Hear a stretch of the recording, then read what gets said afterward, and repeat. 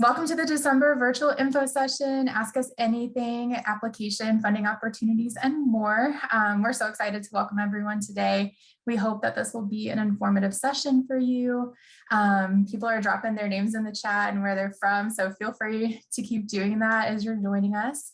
While you'll do that, I will go ahead and introduce myself. My name is Shayna Peterson. I use she, her pronouns. I am an admissions and recruitment specialist at the Brown School at Washington University in St. Louis. And my team and I here work with prospective students who are interested in and applying to the Brown School's graduate programs in social work, public health, and social policy. So we are so happy to have you all here with us today. Welcome, everybody.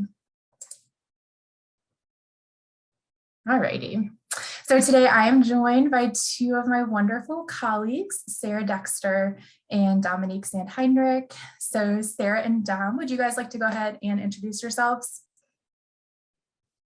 Sure, thanks Shayna. Hi everyone, as Shayna said, my name is Sarah Dexter. I use she, her pronouns. I am an Associate Director of Admissions and Recruitment here at the Brown School. So happy to be here and assist Shayna and the panel with any questions y'all have. I'll pass it to Dom.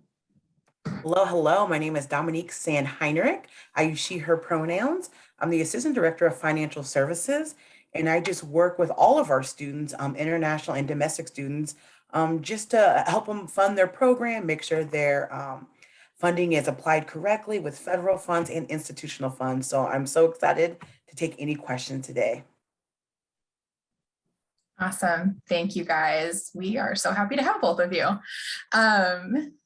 In addition to Sarah and Dom, we're also joined today by three current Brown School students, Lauren, Allie, and Alyssa. So in addition to going to school full-time, these three students work part-time as student ambassadors in the Office of Admissions.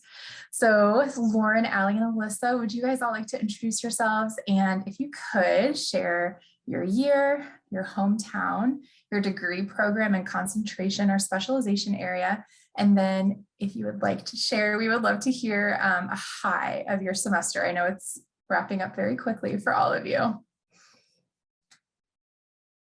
Okay, hi guys, I'm Lauren. I am a first year MSW student. I'm from El Paso, Texas, and my concentration is in mental health. A high of the semester, I would say, has been really getting to know myself and reflect on why I'm here. I mean, I did that beforehand, but a lot more in depth and with some guidance of our professors and our curriculum. I've been getting to learn a lot about myself and how I can use that in my practice.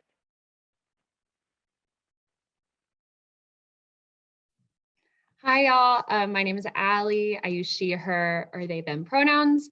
I am a third year MSW and MPH student, and I'm originally from San Antonio, Texas. I also lived in New York City for 6 years and can talk about the experience moving from there to St. Louis. My concentration in the MSW is individualized. I study gender, migration, and humanitarian response. And in the MPH program, I'm a generalist. And then my high of the semester so far, I think, was just being back on campus in person a lot more than the past year and a half. I started in 2019, so before COVID.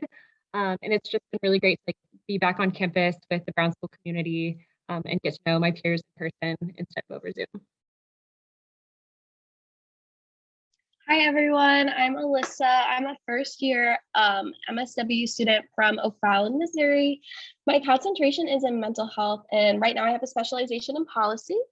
I would probably say I have like two highs because I can never make a decision, but it would definitely be, I got accepted into the Global Policy Scholars Program, which is really cool, where I've just been able to learn a lot more about policy. I come from an undergrad that I didn't really know much about it, so just to be engulfed in it and see how it's working at different levels has been a really cool experience. And also just being able to meet people from all over the world has been a really big high for me. It's been really, really interesting just to have different conversations and all of that good stuff. So yeah. Awesome. Thank you all. Congratulations, Alyssa. I didn't know that. That is so cool. Thank you. Awesome. Thank you. Thank you to all three of you. Thank you to all of our panelists for joining us today. So just a quick overview of how today will work.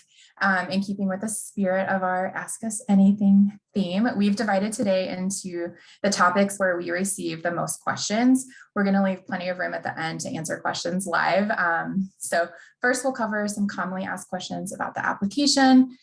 Then we're going to move into some details of various funding opportunities, including some frequent questions that Dom receives about the FAFSA. Finally, we'll hear from our student ambassadors about their lives as Brown School students in St. Louis. And then at the end, as I mentioned, we'll leave about 15-20 minutes for live Q&A. Thank you to everyone who submitted questions ahead of time. We got a lot. So we've tried to kind of weave those into the presentation, and we'll try to address most of those as we go through.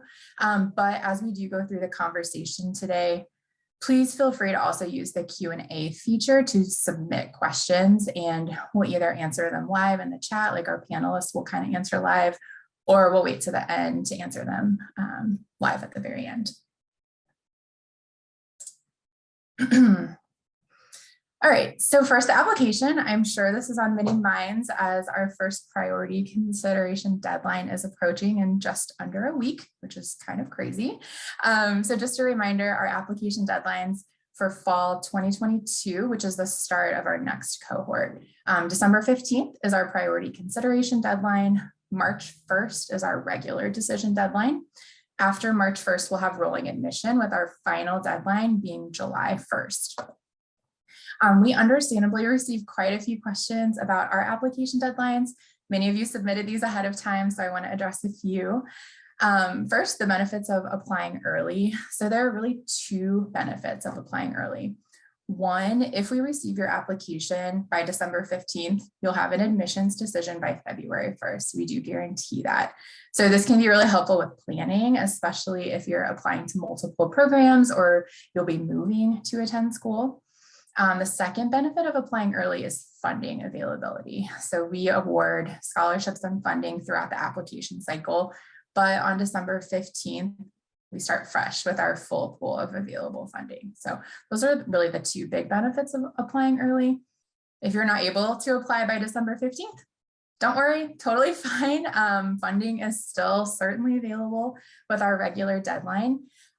In terms of timeline, if you apply after December 15th, we review applications as they are received. Typically, we're able to share admissions decisions within 6 to 8 weeks. Another common question we receive is, can I apply if my undergraduate degree is not in social work or public health? The answer is yes, absolutely, please apply. None of our programs require a specific undergraduate course of study. In fact, we welcome applicants from diverse backgrounds. We really believe in diversity of experiences, and we think that that really contributes to our student body and our community. Another question that we frequently get is about declaring a concentration or specialization on the application. So with the MSW and the MPH applications, we will ask you to specify your intended area of concentration or specialization. However, you are applying to the program as a whole, not to a specific concentration. So you're not locked into your choice. You have the ability to change your concentration or specialization even after you start the program up until the spring semester of your first year. The one caveat with this is that if you are an MSW advanced standing student, you don't have as much flexibility with that, so you're a little bit more locked in. But other than that, you have some flexibility. The reason we ask you to declare a concentration or specialization on your application is just to kind of help us understand what our incoming cohort is going to look like. All right, and then along these same lines, applicants frequently ask us about what would make them a desirable applicant to a specific concentration. So again, you're not applying for a specific concentration, you're applying to the program at large. So the qualities that we look for in admissions are going to be the same for every single applicant. So we look for your commitment to the mission of the Brown School, your academic history, training relevant to your degree program, your human service related experience, your leadership experience, your ability to think critically, and your recommendations from your 3 references. For more information on what we're looking for in applications, I do want to plug one of our last info sessions, which was called Tips for Submitting Your Strongest Application. You can find a recording of that session on the Brown School website. So it's about an hour long, just like this one. We really dug into some really good tips for applications. We did receive, along these lines, a pre-submitted question about the MSW and MSP dual degree application process. So with this, whether you're applying for a dual degree, which would be 2 programs in the Brown School, like Allie is doing, or a joint degree with a Brown School program and a program at another Washington University school, either way, you need to submit 2 separate applications for each of those programs. We also received a question about what the admissions team is looking for when reading an applicant's personal statement and analytical essay. So again, a lot of really good information about this in that other recording. But Sarah, since you're here, I would love to see if you would like to answer that question, because you've been working on the Brown School admissions team for a few years now. So what are we looking for in an applicant's personal statement and analytical essay? Sure. I'm also, thank you for repeating the question. I was finding links for those submitting your strongest application. So I will be posting that in just a moment. But so what are we looking for? One of my biggest tips for writing your essays, whether that's your personal statement or your analytical essays, are to follow the prompts. I know that's a very, very simple tip. But we're not trying to trick anyone. We're not trying to be sneaky with what we're asking. We really want you to answer the questions that are asked. So for like a personal statement, what brings you to this work? Like what are your influences? How did you decide to pursue this degree, this program? If that's really specific, if that's because you're super passionate about epidemiology and you want to, I'm not an epidemiologist, so I can't even pretend. But if you're really passionate about a certain area and you know that's what you want to do, please talk about that. If your passion is providing mental health services for those who don't typically have access, talk about that. We really want to know what it is that lights your passion, that lights your fire. But also, why is that the Brown School? Because there are a ton of different programs. We know that, right? You're probably applying to multiple programs, but we want to know what is it about the Brown School too that is interesting to you? Because as much as it's a good fit for us, we're evaluating applicants, you also should be evaluating programs in your end as well, right? So we want to make sure that what you're looking for, and talk about why that's a good fit for you. Of course, your professional goals, we want to hear those, and then any other thing that you think resonates with your journey, how you want to make how you want to contribute to society overall, how you want to make an impact. That's really important as well. And nothing's too big or too small. So whatever your why is, I think that's great. That's enough. As for the analytical essay, and I'll try to be brief here. The biggest thing again is just to follow that prompt. Whatever your issue of interest is, write about that. There isn't a certain issue that you should write about. It's whatever you're interested in. But my biggest recommendation is be specific. So mental health is my go-to as an MSW person. That's that topic in itself, too broad. You cannot write a 2-page paper about just mental health. So my recommendation is just to, really focus in on what it is that you want to explore. So again, is that access to mental health services, maybe for folks in a rural area. And that just makes it quite a bit easier to narrow down your essay and to really hone in on what the issue is, factors around that issue, your proposed solution, and then potential challenges. So that was very fast, but again, I'm going to plug these links here in a moment for a recording of the Tips for Your Strongest Application, and happy to chat more offline if that's needed with anyone.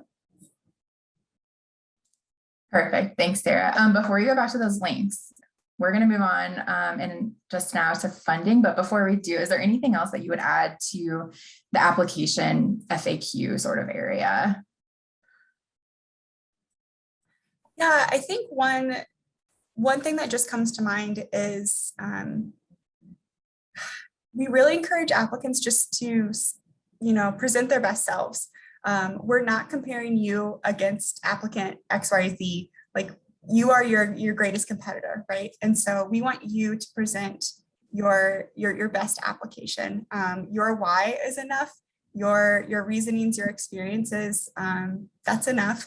We just want you to really spend some time reflecting on what those whys are. One, I guess, more like logistic based tip would also be you can coach LORs, your recommendation letters. So you can provide them like your personal statement, or you can tell them what your professional goals are, right? Like, we want you to talk to them because in theory, you should have a good relationship with these folks who are writing your letters. And so it can be really helpful just to connect with them and just very clearly let them know what your professional goals are, why it is that you're interested in the specific program or the school, because that's only going to help them really write your letter and help you shine. So that's something you can do. And then also, if you have folks who can read over your materials, that's really helpful. Just another copy editor, another set of eyes to catch those like small little typos or grammar mishaps. That can just be really helpful, and something small, but that can have a big impact. Great. Yeah, always good to proofread. Have someone else read for you. Okay, so now we will talk a little bit about funding. Our number one tip for funding is to apply. Particularly with the Brown School, we are able to guarantee that every applicant who applies for funding will receive an award. Additionally, we want to note and just be really clear that submitting a scholarship application has no impact at all on your admission to the program. So please know that. If you'd like to be considered for Brown School funding, we ask you to submit 2 additional things with your program application. One is a video interview through a website called Kira. I'll talk more about that in just a moment.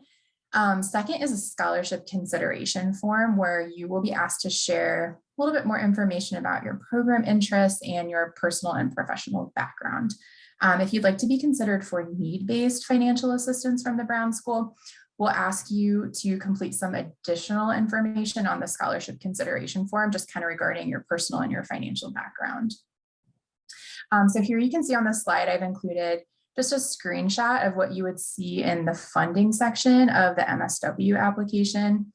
No matter which application you use, please just be sure to select yes when asked if you wish to be considered for scholarship from the Brown School. The scholarship consideration form is then going to be included in your application, and you will automatically receive that email from Kira website for the video interview, and you'll receive that after you submit your application. If you have any trouble at all, any questions on any of this, if you need alternative arrangements, reach out to us. We're happy to help with anything. Okay, Kira, a few quick things on the Kira video interviews, because we do receive quite a few questions about this. So as I mentioned, once you submit your MSW, MPH, or MSP application, you'll receive an email from Kira with instructions for completing the video interview. The email usually comes within 48 hours of submitting your application. Like anything kind of like this, be sure to check your spam folder. It can very easily end up there. Give it a little bit of time, but if it's been 48 hours and you can't find it, please reach out to us. We can resend that email to you. The Kira website is pretty good. It's very thorough. It has really clear instructions on how to sort of prepare for the video interview and what to expect. We tell applicants to allot about 45 minutes to complete the interview. So that gives you a little bit of time for prep and for practice. We also ask that you complete the interview within 2 weeks of receiving that email. This is largely due to the fact that if you request scholarship funding, your application is going to be considered incomplete without the videos. So we also try as much as possible to share financial award letters along with your admission decision. So that's another reason why we ask you to complete the videos within 2 weeks. As I mentioned, the Kira website is really great, very thorough, really good help website page. So I've listed that page here if you want, but very easy to find. A few other things to note on funding. Again, we receive a lot of questions about funding. So few other things to note. When you submit the scholarship form and the video interview, you're going to be considered for all Brown School scholarships. So this applies to both domestic students and international students. So in other words, all applicants are considered for all Brown School scholarships, regardless of their home country. I also want to note that we take your entire application into consideration when awarding funding. So it's not just the scholarship form and the video interview. Those are just additional pieces that we use. But again, we consider the applicant's full application when determining funding. We also do encourage students to research external scholarships. Those can be super helpful, really great. We keep a running list of those, the ones that we know about on the Brown School website. So check that out. Also, please do research on those on your own. And then one last note on scholarships, we really do want students to know that we try our best to award as much funding as we can. I think funding is, of course, a concern and a question for most people. So while graduate school is an investment, we also understand that you want to make sure it's a wise investment for you. We want to be honest from our office that and sharing just that the Brown School is kind of like most graduate programs. We only offer partial funding awards. Typically, our awards range from $5,000 to $50,000. We have that on our website, and that's to be spread out over the full course of the program. So because of that, there typically is a funding gap, and students typically make that up through a combination of personal savings, loans, which Dom will talk about, and then part-time work, whether that's on campus or off campus. I will also say that the scholarship consideration form is a new element that we've added this year, and it's part of a very intentional effort to continue to make the Brown School as accessible as possible. So please just pay really special attention to that and use it to really share with us your personal need for funding. Sarah, once again, I'd like to ask anything to add, anything to clarify based on your experience in admissions? Yeah, I think you really said it, Shayna, and I'm sure Dom will have some really important tips and resources to share. But I think my biggest tip is, do everything Shayna said, and then look for additional external scholarships. That might be a little bit of work on your end, but every little bit adds up. I can speak to my experience for graduate school. Every little bit adds up and makes a difference. And so there's a number of ways to kind of fill that gap, like Shayna said. But start early, start now, because there are some scholarships available, but it takes a little bit of work to put that in. I would also suggest looking locally, like looking within your region, your community, because sometimes there can be a little less competition for local scholarships versus those at like a national level. But otherwise, I think you hit it, Shayna.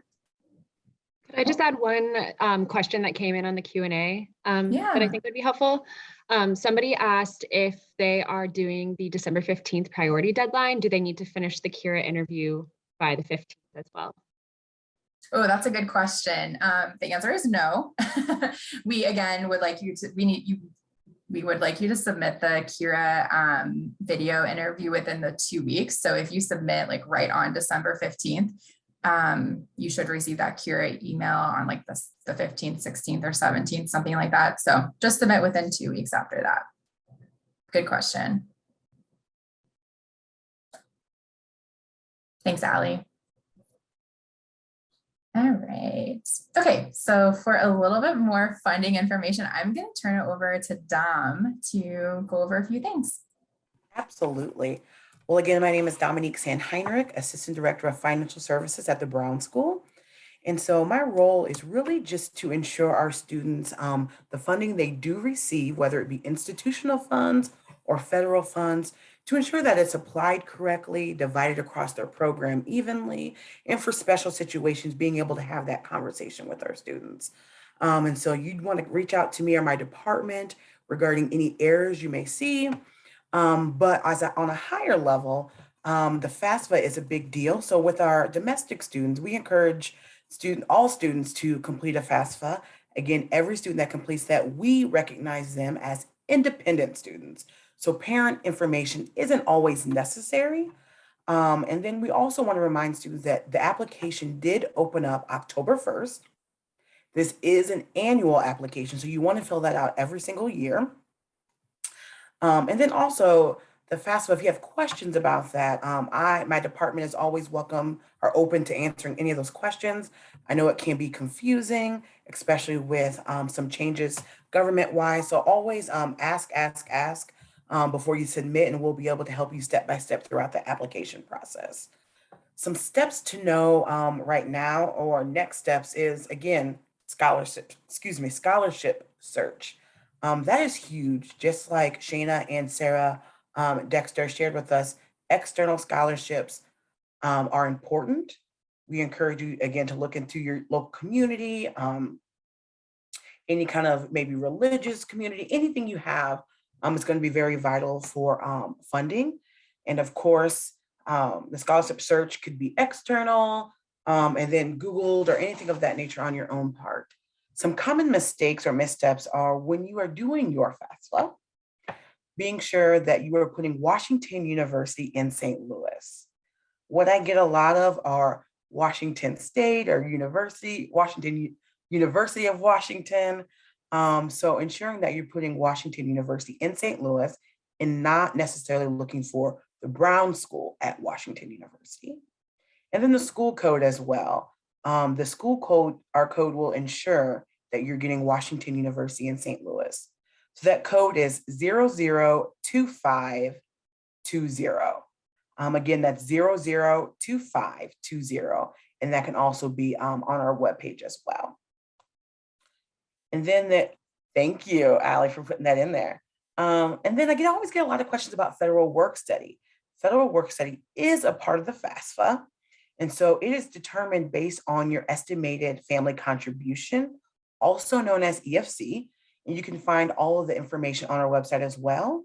It's optional, but it is tied to federal funding. So unfortunately, our international students are not allowed that option, but fellowships, assistantships are options for our international students as well as some of the need-based funding that will be divided across your program. And then federal loans. So when you are completing your FAFSA, we utilize two loans. We utilize the federal direct unsubsidized loans and the graduate plus loan. Those are the only two loans. As a graduate student, grants are not options. And so we do utilize those types of loans. So if you have any questions related to anything I said, by all means, feel free to send my department an email to talk a little bit more personally about your situation. And then maybe at a more defined level, we can just kind of break down how that looks for you if you so choose to come to the Brown School. So that is just a little bit about funding. Again, our international students, there are some options. We are working hard and diligently to create funds for those students as well. So we welcome any questions. And that's all I have. Unless any of the other students, or excuse me, our panelists want to talk about how I've worked with them or throughout their program here at the Brown School. It looks like we just got a question that might be applicable to you. Do you need to apply for scholarship to get need-based assistance from the FAFSA? No, so need-based is institutional funds.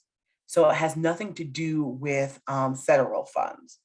And so that encompasses when your merit and your need-based are going to be institutional, that will come decided through the admissions department with that scholarship consideration form. So if you don't fill out the FAFSA, you can still be considered for need-based award. Great. Thank you, Dom. Yeah. You are awesome. I know there's a lot to learn and remember and know when it comes to funding. So very grateful to have you as a resource. Absolutely. Okay, so finally, let's talk a little bit about life as a Brown School student. We get a lot of questions about life as a student, just being at the Brown School, campus opportunities, and also what it's like to live in St. Louis. So we're grateful to have our student panelists here. Like I said, they are not only students, but they also work in our office part-time, and they're available to talk to prospective students about these things. every single day. So we are very grateful for that. So I want to start you all with probably the two top questions that you receive, which are, why did you choose this school? And do you feel supported by faculty and staff? So Lauren, Allie, and Alyssa would love to hear thoughts from all of you. Sure. So it's a great question and really important. I chose the Brown School because so let me back up a little bit. I have a degree in kinesiology, and I was very interested in being a part of the healing process. And in that space, I was thinking I was going to go into more of like physical therapy or occupational therapy. But as I continued my schooling, I realized that like something was missing. And it was the holistic view and the holistic healing of that person that I felt was really missing in like the career path that I was taking at that time. So when I decided that I wanted to pursue social work, I was looking into different schools and really wanted a school that emphasized the holistic person and really emphasized the dignity of every human being. And the Brown School does that 100%. So that's really what attracted me to the Brown School. I'm gonna piggyback a little bit off Lauren because I also was interested in OT, but felt like my calling was somewhere else. And so I ended up talking a lot with my advisor, who was also a professor at the Brown School. And I want to like preface by saying I never in my like wildest dreams thought I would be at WashU. Coming from St. Louis, it is a very well-known and like very well-respected school. But after I got to like sit and talk with people about their experiences, I realized that like I was really meant to be here. And also just through the application process, I was able to schedule a virtual visit because I was applying during COVID last year. And just being able to have the opportunity to talk to admissions, talk to a current student, and all of those different opportunities, I didn't find that anywhere else. And it really kind of spoke to me that they cared about their students, but they also cared about their future students. And they really wanted to take the initiative to foster a relationship with people. So I really, really liked it. And then as I've gotten here, I've just continued to really enjoy my time. Going on to your second question about feeling supported by faculty, I would say that I definitely feel supported by faculty. I haven't met a professor that like won't answer my questions. Some will sit and talk to me for an extra 30 minutes whenever I have extra questions. But I have found that like it is kind of what you make of it. So I have to take the initiative sometimes to go and be like, hey, I have these questions, and they are so receptive and they are so open to answering my questions. But I just want to like give the reality of like sometimes you do have to take the initiative, and sometimes you do have to ask those hard questions and get those further clarifications and step out of your comfort zone to do that. But I've just been like, I feel like I've been very welcomed and very with open arms to ask the faculty that I've worked with questions and making things happen. So for me, I was working with a humanitarian aid organization, and I got really interested in the issue of forced displacement. And I actually applied to like a bunch of different grad programs, and none of them were in social work. They were in Masters of Public Administration or like migration studies in different programs. And then the Brown School caught my eye because of their international social and economic development concentration. And so I decided to apply, even though I'd never really considered social work. But the more I learned about the program and how flexible it was and the opportunity to like individualize the concentration, that made me really, really interested in the program. Also like the flexibility of the degree itself, because I wasn't really sure if I wanted to do more like clinical micro level work or like policy macro level work. And I really like that the Brown School kind of prepares you for that entire spectrum of practice. And then once I got here, I really loved how the public health and social work programs were in the same school, and social policy too, but like having public health and social work in the same building, they're really just like two different toolkits to address a lot of the same issues. And so that made me interested in applying for the public health program as well. And then as far as faculty support, I do feel supported by faculty. I think I definitely have a few faculty members that I kind of think of as like my mentors or people that I would go to over others. And while sometimes you do have to take the initiative to reach out, like Alyssa was saying, I have had particularly adjunct professors who are really proactive about connecting with students, even though they don't work at Washington full time. So like my policy professor during my first semester at the Brown School, he scheduled a 30-minute meeting with every student in his class during the course of the semester. And that meeting, you could talk about like issues you were having in the class, you could go over a final project, or you could just like vent about your life or personal things, or make connections for practicum opportunities, etc. So I really appreciated him like carving out that time for each student to really get to know us and to connect with us. Awesome. I learned something every single time I talk to you guys. It's just really great. Thank you all for sharing all of that. I'm going to keep us moving right along because we still have a lot of questions. So I'd love to talk about research opportunities on campus. We've had a few questions about research opportunities, specifically those available to MPH students. So Allie, I would like to come right back to you. I know you've had the opportunity to work as a research assistant. So would you mind sharing a little bit about your experience? Yeah. So I wasn't sure if I wanted to like do research as a career, although the Brown School like certainly prepares for that. But I knew I wanted to like engage in research to kind of supplement my studies, dive a little bit deeper into issues I was interested about. And also it is a part-time job on campus, so you do get paid to be a research assistant. You can work up to 20 hours per week and you get $15 an hour. And for me, like my research job is really remote and flexible. I originally applied to a few research positions during when I was admitted, and I was rejected from the few that I applied to.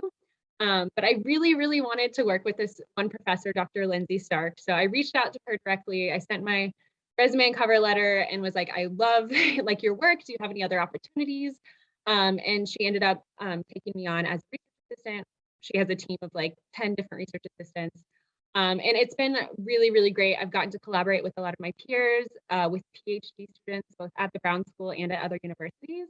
And we also work with organizational partners in the cities that we work in, whether that be school principals, when we're trying to find school-based supports to improve the mental health well-being of refugee adolescents in the US, or we've worked with like UNICEF and Mercy Corps to do like programs in other countries. And so it's just been really great to do lots of different opportunities, including like transcribing interviews, conducting interviews with partners, but also like writing research manuscripts. And so the Brown School has like 19 or 20 different research centers now. I don't know the exact number because it grows every year, but there's lots of opportunities to get involved through formal positions or just chatting with professors until you find something. Great, thanks to Allie. It sounds like that worked out perfectly for you, and you just kind of carved your own way here. So thanks for sharing all of that and for mentioning the research centers too. I was going to mention the research centers as well. I also can't keep track of how many we have, 17, 19, something like that. But research in general is a huge component of the Brown School and of Washington University as a whole. So ample opportunities to work as research assistants or to just get involved with faculty research. Okay, for our students again, we had a question about living in St. Louis. What do you like and what do you not like about living in St. Louis? Anyone can start. Okay, I can go. So I'm from El Paso, Texas, which is about a similar size as St. Louis. It's pretty big, a pretty big city, but the climate is totally different. It's dry, it's the desert, and here is not. So I didn't know how it was going to be. I had never been to the Midwest before, and I had never been to St. Louis before moving here.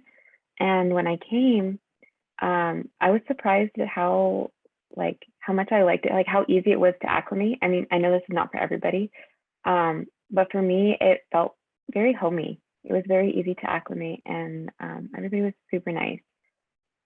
Something that I don't like, which is very personal, or specific to me is that it's so far away from home. So it's not easy for me to like go back for Thanksgiving because it's far away. I mean, I could, but it's hard. So that's something that's a little hard.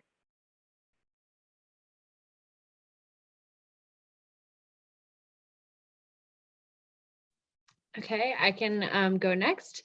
So some things I love about St. Louis, I love the theater and art scenes here. The live music in St. Louis is amazing. There's really great parks and great park culture here. And the food scene is also amazing. Like the restaurants here are incredible. And then I also love that St. Louis is a really affordable city to live in compared to other cities in the US. What I don't like, St. Louis has a deep history of racial inequity and segregation. I don't like that, but I think, hopefully the Brown School is working to kind of move towards more equity here. And then kind of going off of that, the inaccessibility of public transportation in St. Louis for a lot of people who live here. And then as someone who lived in a big city that had really quality metro system that kind of went to all areas of the city, there is a metro system here in St. Louis and buses, but they are less accessible. It is really a huge driving city. Yeah, so I currently don't live in the city, but I've at least lived around the city most of my life.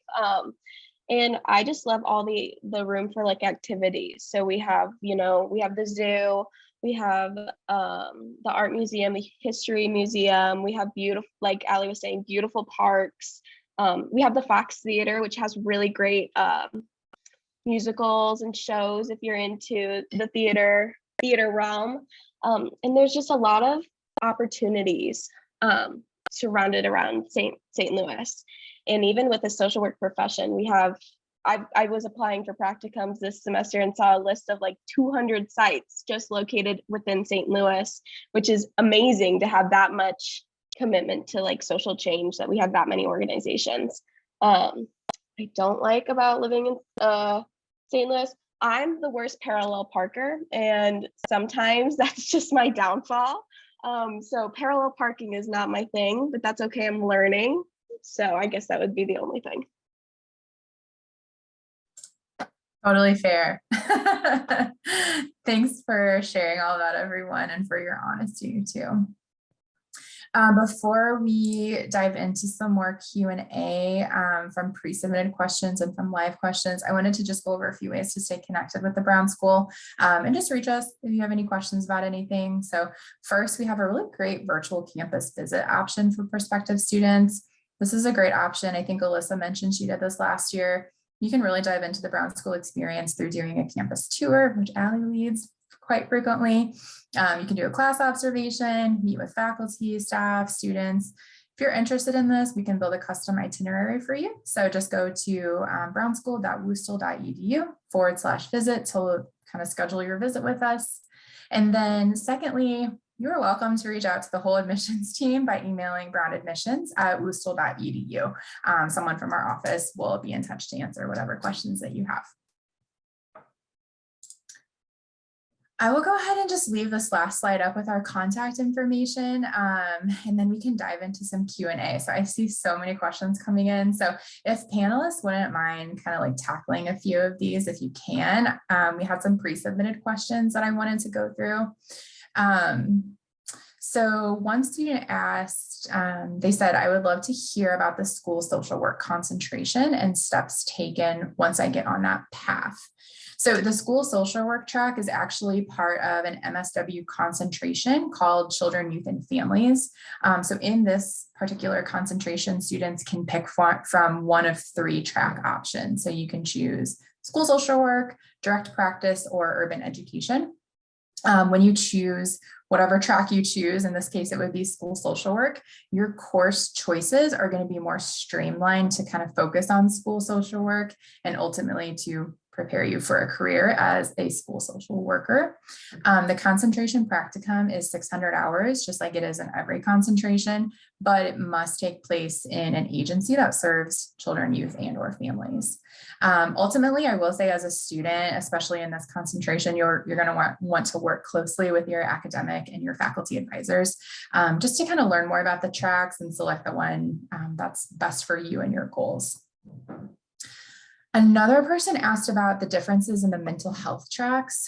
So similarly to the last question, the mental health concentration has 4 tracks for a student to choose from. So you can choose clinical social work, child behavioral health, integrated behavioral health, or clinical social work and substance use disorder treatment. So lots of options there. And again, choosing a specific track in this concentration allows you to sort of further focus your concentration and direct your course options. Lauren and Alyssa, I believe you both are pursuing mental health concentration. So would either or both of you care to share which track you've chosen and how that's going for you? Yeah, absolutely. So I am the mental health, but I'm going towards getting my LCSW. So I'm doing like much more clinical work. I've actually been debating on doing the child behavioral health track as well, because it still stems around mental health and all that stuff, but for a younger crowd. And the track that I'm on is more for adolescents and older and adults. So it's just kind of a mixture, but it's a lot of clinical skills, but also learning mental health through a variety of standpoints. So policy research, macro, meso, micro, communities and organizations. There's a lot. You get the full, almost like the full frame of like what you can do with mental health in your community through this track. And I felt like it's been very beneficial to open my eyes to, one, what I'm good at, and 2, what I'm not good at, and what I don't plan on pursuing in the future, which is what I also really like. But yeah, it's geared a lot towards clinical skills, and there's a lot of electives that you can take to further improve your clinical skills as you want.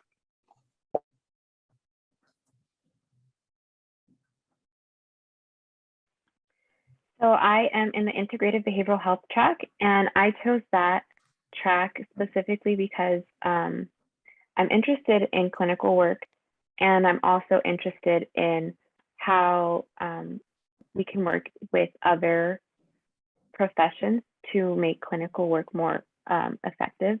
So I wanted to be in an integrated health setting or curriculum, and the curriculum for the integrated behavioral health track is very similar to the clinical track. It's just like a couple classes different.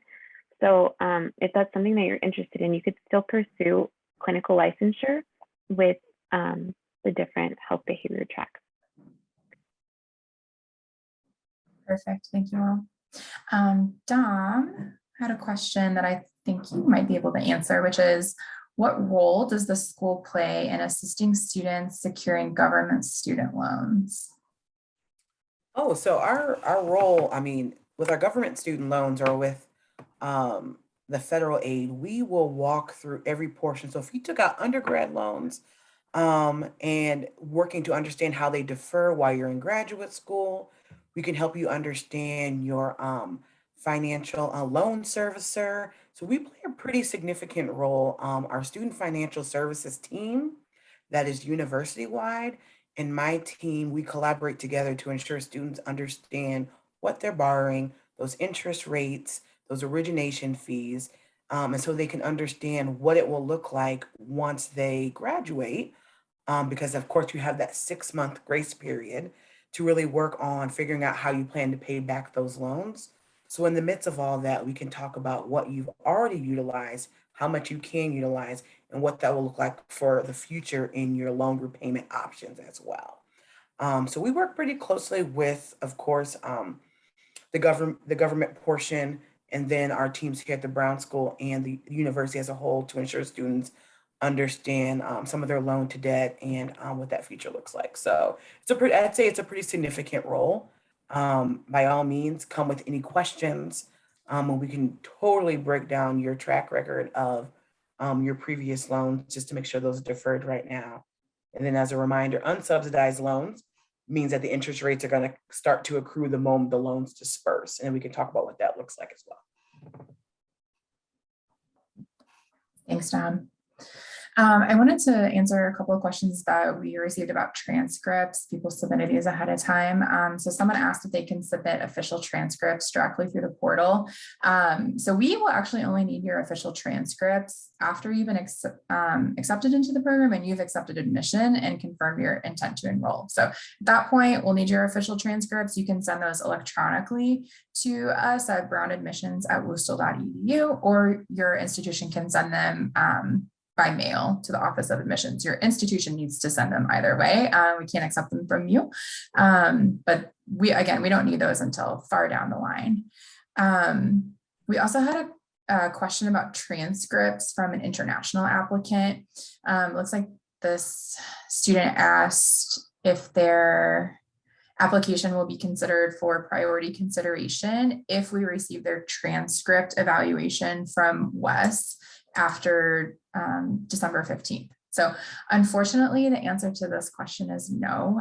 We do need all of your application materials to be in by December 15th in order for us to consider your application complete by that deadline. However, again, if we receive it after December 15th, we're still reviewing applications as they're received. So it's not like we're going to wait until March 2nd to review your application, and you should still receive an admission and funding decision within 6 to 8 weeks. Another question. Can I just add? Oh, sorry. Sure, Can I just pop in one little thing? So for the official transcripts, we don't need those for MSW students until you're enrolled, but for anyone applying through SOFAS, which y'all probably know, an official transcript is required through SOFAS for their verification process. So it's just like one slight thing, but SOFAS only accepts official transcripts. Thank you for popping in. Appreciate that. Thanks, Sarah. Another question we received from an international applicant was, what percentage of international applicants do you accept into the MPH program? So the answer to this is that we're not really looking, or not at all looking to fill a certain amount of seats based on demographic, home country, or like really anything else. We admit students who we feel are a strong fit for the program. So pretty simple answer to that question. Sarah said something to me that I felt was really helpful, which is if you're admissible, you're admissible. So hopefully that helps. Sarah, I'm wondering if you could respond to this question.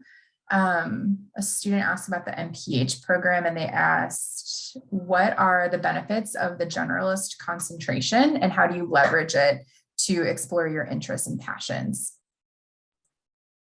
And so Allie's also a part of this specialization, but I'll share really quickly. I think there's two big benefits to specialization. So for folks who maybe are a little less clear on what their maybe professional goals are, or they're like, I know public health is my thing, but I'm interested in like 7 things and I haven't decided what my avenue, what my lane is. I think the generalist track is a really good option. On the flip side, I think it's a good option for folks who maybe have very specific interests and want to have more flexibility in their coursework. And so I think maybe Allie, that's a good example of your experience. If you want to chat a little bit about how you've used the generalist track to kind of carve out your courses. Yeah, so for me, I took, as some of my electives outside of the normal MPH classes, I took global reproductive health. And then I took a class called Protection of Women and Children in Emergency Contexts. And so for me, I guess some of my classes were a little bit more towards the global health side, but doing generalist also allowed me to take other classes beyond that I was interested in.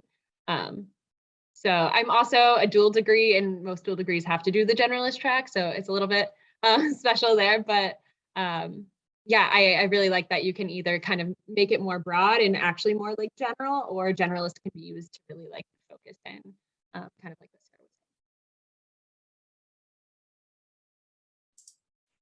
Thank you both.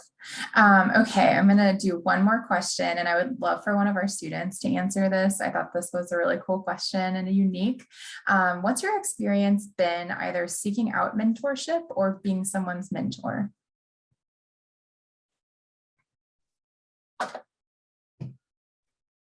I would specifically say before I even started at the Brown School, they released a survey that was asking for peer-to-peer mentors.